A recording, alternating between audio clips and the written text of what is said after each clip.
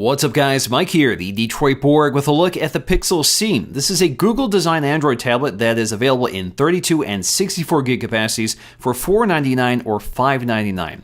Now it's called the Pixel C because it's a convertible tablet, meaning it's designed to specifically work with optional keyboard accessories, which we'll also be reviewing in this video. Unboxing the Pixel C is a lot like unboxing a Chromebook Pixel. Very nicely packaged with great attention to detail, and this is clearly a premium product.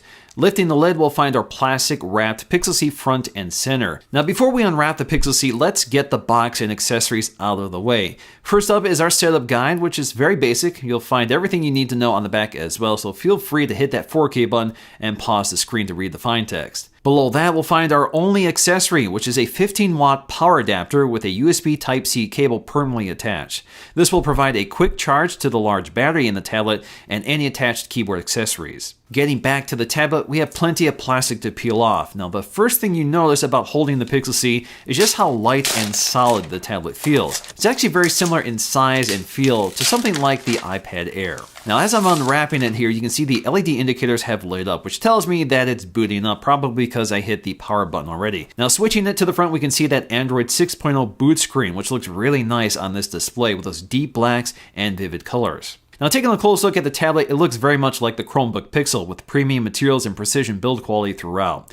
As far as tablets go, this is one of the nicest to look at, and it handles really well. The back is one piece of anodized aluminum that curves to meet the squared off edges, so it's a little softer than the sharper edged Chromebook Pixel. We'll find the signature multicolor Google LED light on the back, which you can tap in order to check the battery status of the tablet, again very similar to the Chromebook Pixel. Now when you're charging the tablet, the lights pulse when you check the status, and it will turn solid green when fully charged. The light is also always on when using the tablet, displaying the Google colors. Now just above the LED light along the edge, we'll find no less than 4 microphones, which are designed for far-field voice command. So you can interact with Google Now from across the room, although this will only work if the screen is on or the device is charging. We also get a fairly conventional 1080p 8 megapixel camera in the corner, which is surrounded at the edges with our sleep-wake power button as well as our volume rocker. The buttons themselves are also made of metal and have a nice solid feel. On the upper right side, we'll find our 3.5mm headphone jack, which is about the same diameter as the tablet is thick. On the lower left side, we'll find a USB Type-C connector, which is pretty much standard on all new Google devices this year. Also located at the center of the left and right sides are a set of stereo speakers, which sound good with nice depth and clarity, but could use a little more low-end punch to balance it out. On the front, we'll find our 10.2-inch LCD LTPS display with a crisp resolution of 2560 by 1800, which is good for 308 pixels per inch. The display is a big improvement over the Nexus 9 display from last year with a deep 1500 by 1 contrast ratio and the full sRGB color gamut. So overall, the display delivers vivid colors, inky blacks, and great off-axis viewing angles with sharp detail. Also at the top of the display, we'll find a 2 megapixel camera, also good for 1080p video. We also get an ambient light sensor and proximity sensor. The Pixel C is powered by the NVIDIA Tegra X1 64-bit CPU with a Maxwell 256-core GPU. We also get 3 gigs of RAM to work with and the latest and greatest in terms of Wi-Fi with dual MIMO Wi-Fi antennas and 802.11ac compatibility. Unfortunately, no LTE version is currently available. On Geekbench, this processing power delivers 1377 on the single-core score and 4177 on the multi-core score. Now, that single-core score is actually down from the Nexus 9, but the multi-core score is up significantly, reflecting the change from a faster dual-core CPU in favor of a more efficient quad-core CPU. Now, despite the Pixel brand on this tablet, it's actually running stock Android 6.0 Marshmallow instead of Chrome OS. Now, it's mostly unchanged here from Android 6.0 on the Nexus 9, which I looked at in a previous video, and I'll leave that linked in the description below so you can check it out. Now, the Pixel C does move the Android navigation keys to the corners of the screen, which makes them a little more thumb-reachable in either landscape or portrait orientation. Now, unfortunately, they haven't added any windowing or side-by-side apps within Android to take advantage of the larger display and hardware capabilities, which we're finding on more tablets today, like iOS 9 or Windows. However, all of this could change in the future with software releases, so stay tuned. Although sold separately, the keyboard and tablets are designed to work together. There are 2 versions, both of which cost $149 each. The most interesting case here is the Pixel C keyboard, which has a more premium, all-metal design, but doesn't provide the same protection as the traditional folio-style case.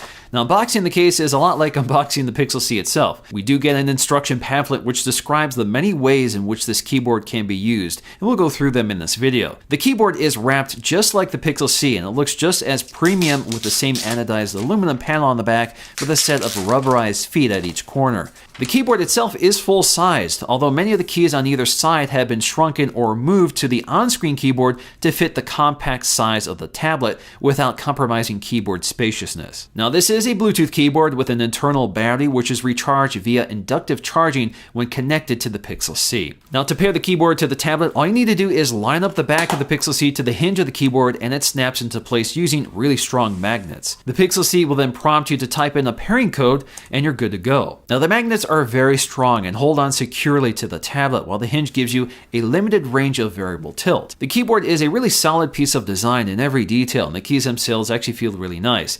The keyboard feel is fairly conventional, however. There is plenty of depth and mechanical action, so it doesn't feel too shallow or stiff or unusual, but it doesn't feel really solid either. Now, I did get used to the smaller keys on the left hand and right hand side. Initially, I was aiming too far away from them when trying to hit the shift or delete key. Because this keyboard eliminates some of the other function and punctuation keys, you can now find them with an on-screen keyboard which you can invoke with a dedicated key on the keyboard.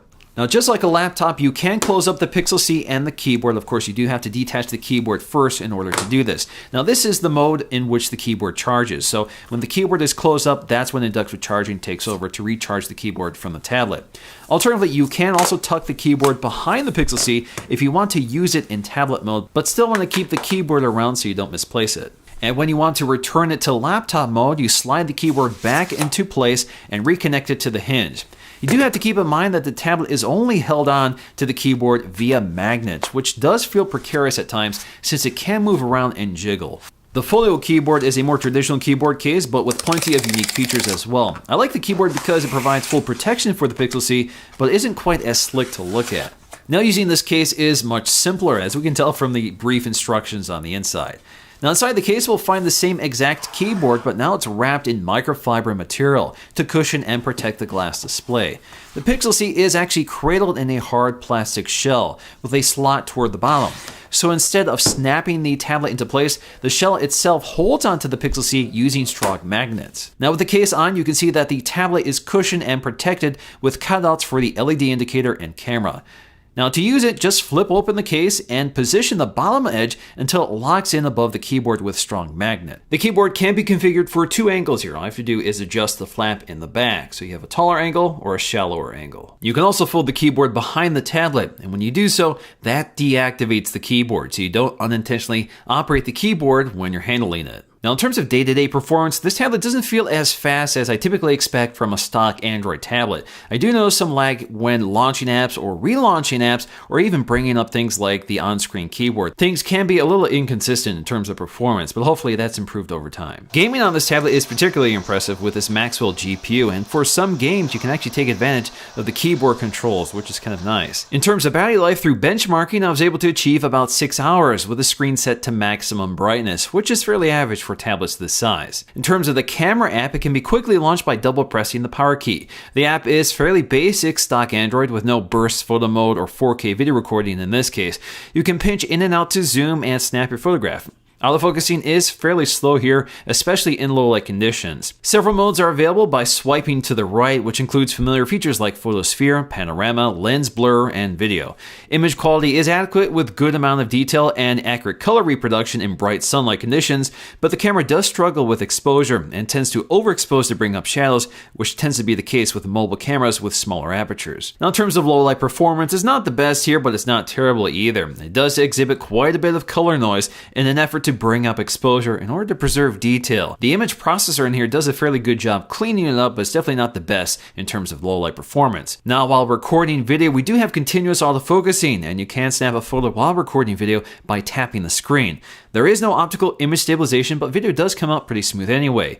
We do get crisp 1080p video in daylight conditions, but the camera tends to struggle with exposure and can jump around abruptly. We have continuous autofocusing, but it's very slow and tends to hunt around a lot before finding the correct focus. Ultimately, the Pixel C is a very nice piece of hardware in search of better software. Very few Android apps are optimized for tablets and are effectively scaled up phone apps that don't really take advantage of a large display or even landscape view. Although the Pixel C is ideally suited for productivity, Android doesn't yet offer side-by-side windowing or really quick app switching, which makes productivity more cumbersome but not impossible. Ultimately, stock Android is very dated in a tablet environment. I can't help but think that a major redesign is coming our way very soon, with Google offering hardware designed to do much more. The Pixel C sort of reminds me of the iPad Air 2 when it launched, powerful hardware but no real way to use its potential. That eventually changed with iOS 9, and I suspect something similar is coming for Google and the Pixel C. But for now, this tablet is definitely for Android fans or developers to get them ready for what's next. Alright guys, so that's going to do for me in this video. What I want to know from you guys is, what do you think of the Pixel C? Who's this for? Please let me know in the comment section below. Thanks for watching, and I'll see you again in the next video.